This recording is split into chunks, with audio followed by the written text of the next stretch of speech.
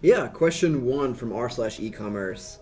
This person wants to know, should I find a product or an audience first for my e-commerce plus store? Yeah, so this question, it's interesting because Yeah. ultimately a lot of it's going to depend on the circumstances that you are in.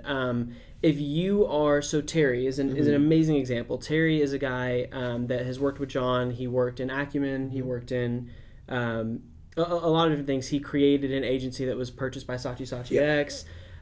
He is creating an e-commerce company, and they are, 100% into creating and building an audience first.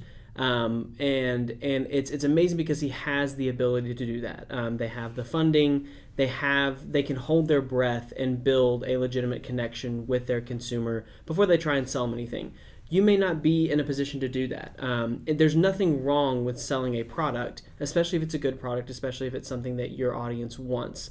So depending on where you're at is really the details matter in this answer. If you're not venture backed and have a long runway of funding, I'm gonna say find a niche. Which by finding a niche, you're gonna find your audience and your product at nearly the same time. That way, like you're going to intuitively position yourself in a good niche, and that means you have a focused audience and you have something that you're going to be selling to them. So it's both at the same time. Yeah. But if you have a lot of funding, if you have a good runway, build that audience up, really make an experience for them, and then flip it around to selling product. Yeah, because you're not going to know who your exact audience is until you're selling them something. I can be, we were talking about, I was looking at $800 to $1,200 jackets yesterday.